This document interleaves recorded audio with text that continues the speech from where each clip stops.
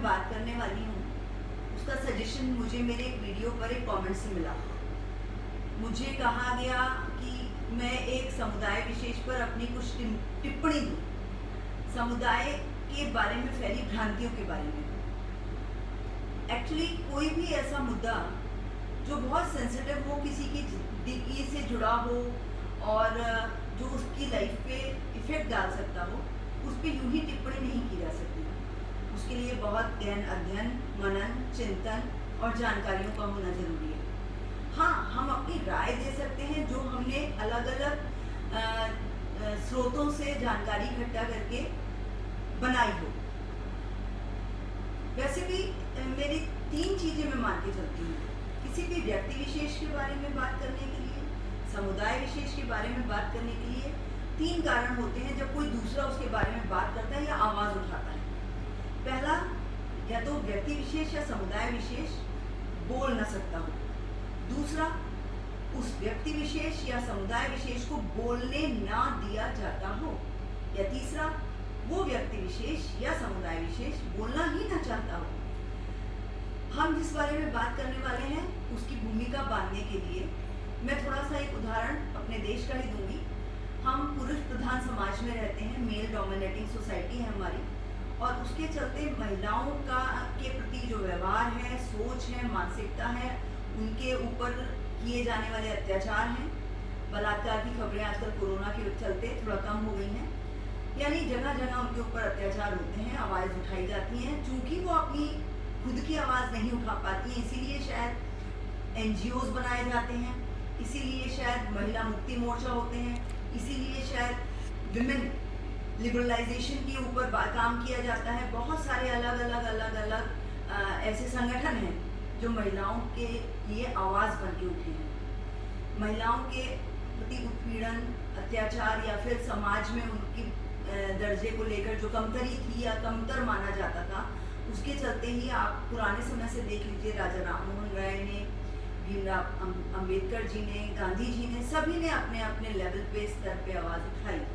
कानून बनाए गए, कानूनों में बदलाव किए गए, लेकिन कोई भी समाधान तब तक सफल नहीं होता जब तक वो अपेक्षित व्यक्ति तक पहुंच न जाए। कानूनों में बदलाव कर देने से मानसिकताओं में बदलाव नहीं होता।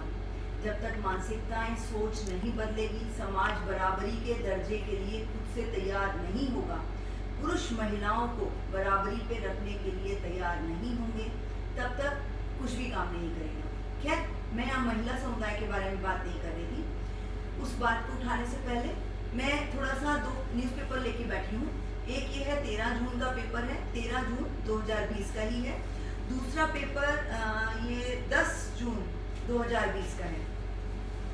इसकी न्यूज़ की कुछ लाइनें मैं पढ़ना चाहूँगी। एडिटोरियल पेज, जिसको अभिव्यक्ति के नाम से दैनिक भास्कर में छापा जाता है, आपने पढ़ा होगा। कोई नया चीज़ मैं नहीं कर रही हूँ, लेकिन अपनी ही बात के सपोर्ट के लिए मैं कुछ लाइनें यहाँ पर पढ़ना चाहती हूँ, ताकि मेरी बात को एक तारतम्य बन जाए। यहाँ पे ये द इकोनॉमिस्ट न्यूज़पेपर है, उसका से ली गई खबर है, जिसमें लिखा है अमेरिका, ब्रिटेन, फ्रांस में 52 से 77% लोग रंग भेद को बड़ी समस्या मानते हैं। हर जगह से सुधार की आवाज़ उठी।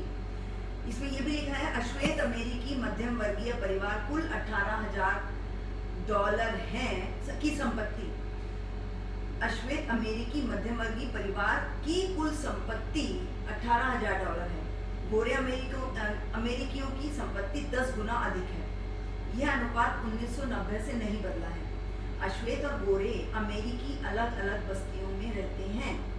अश्वेतों की बस्तियों में मकानों का मूल्य बहुत कम है। सरकार अश्वेतों की बस्तियों को बेहतर बना रही है। फॉर्च्यून 500 कंपनियों की सूची में केवल 4 कंपनियों में अश्वेत CEO हैं।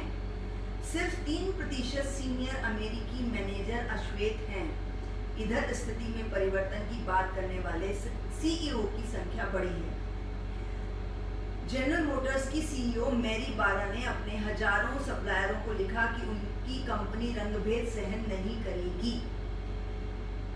IBM के प्रमुख अरविंद कृष्णा ने रंग और नस्ल के हिसाब से प्रोफाइल बनाने के लिए अपने सॉफ्टवेयर का उपयोग करने से मनाही कर दी है। ये 13 जून के पेपर में छपा था। एक दूसरी खबर ये 10 जून में 2020 को इसमें दैनिक भास्कर में छपी है।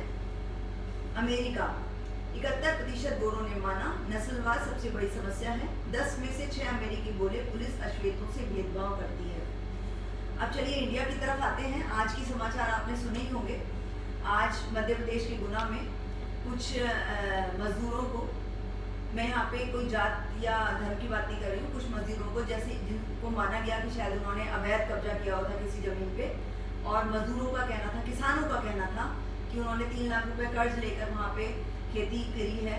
लेकिन एक पुलिस का बड़ा सा दलबल गया और डंडे डंडे से मारकर उस परिवार के कुछ लोगों को बेदम कर दिया। बच्चे रोते रहे। अंततः हस्बैंड वाइफ ने जहर खा लिया और बेहोशी की हालत में उनको ले जाया गया। किस तरह से ले जाया गया ये विजुअल्स लगातार टीवी में दिखाए जा रहे थे। अब मैं बस इतना कहूँगी, कहीं पर रंग भेद है, कहीं नस्ल भेद है, तो हमारे यहाँ वर्ण भेद है। वर्ण के चलते ही हमारा, जैसे देश में शुरू से ही वर्ण प्रथा है, वर्ण में भी हमने अलग अलग उपवर्ण बनाए हुए हैं। मसलन आप ये समझ लीजिए, अगर आप हिंदू धर्म के हैं या जैसे मैं हिंदू धर्म से हूँ, अगर हम विवाह के लिए किसी की बात कराने के लिए जाते हैं तो हम हिंदू होने के बावजूद भी ये देखते हैं कि वो हिंदू हमारे पैरेलल है कि नहीं, वो हमारे ही किस उपवर्ण से आता है, उपवर्ण में वो ऊंचा है कि नीचा है, उसका स्तर क्या है। यानी हमने अपने लिए बहुत सारे हर्डल्स तैयार किए हुए हैं। जिंदगी की रेस में हम सामाजिक स्तर पर, मानसिक स्तर पर बराबर नहीं हैं। तो इसीलिए मैं जिस समुदाय की आज यहाँ पे बात कर रही थी, जिसके बारे में भ्रांतियाँ हैं, वो है शेड्यूल्ड ट्राइब, आदिवासी जनजातीय लोग जो होते हैं, उनके बारे में भ्रांतियाँ जो हैं। वो उन कम्युनिटी के लोग हैं, जैसे अश्वेतों के बारे में हमें पढ़ा, न खाने पीने की ठीक से व्यवस्था है, न सरकार द्वारा चलाई जा रही जो भी सुविधाएं हैं, नीतियां हैं, उनका उन्हें पूरी तरह से उपयोग करने को मिलता, तिरस्कृत हैं। और एक तरह से जैसे इसमें हमने पढ़ा कि उनके मकानों के रेट कम होते हैं जो अश्वेत होते हैं। पुलिस उनसे भेदभाव करती है। अब पुलिस की भेदभाव के लिए चर्चा मैं ये जरूर करना चाहूँगी कि आज जो मैंने गुनावाले केस में देखा कि पुलिस ने डंडे डंडे मारे, पूरे ग्रुप ने 3-4 लोगों को बेदम कर दिया। तो अब आप ये बताइए कि जब हमारे देश में कभी अगर हुआ तो नीरव मोदी या विजय माल्या को वापस लाया जाएगा, तो क्या यही हमारी पुलिस उनको इसी तरह डंडे मार मार के बेदम कर देगी? नहीं। हम सामाजिक रूप से भिन्न हैं, हम वर्ण के हिसाब से भिन्न हैं, हम मानसिक तौर पे भिन्न हैं। यहाँ पे किसी और चीज़ की ज़रूरत नहीं है, सिर्फ इंसानियत की, मानसिकता में सुधार की ज़रूरत है और सब चीज़ बराबर हो जाएंगी। कोई भ्रांति नहीं है, सोच की भ्रांति है। सोच में परिवर्तन जरूरी है, तो सब बराबर हो जाएगा, सब बेहतर हो जाएगा। धन्यवाद।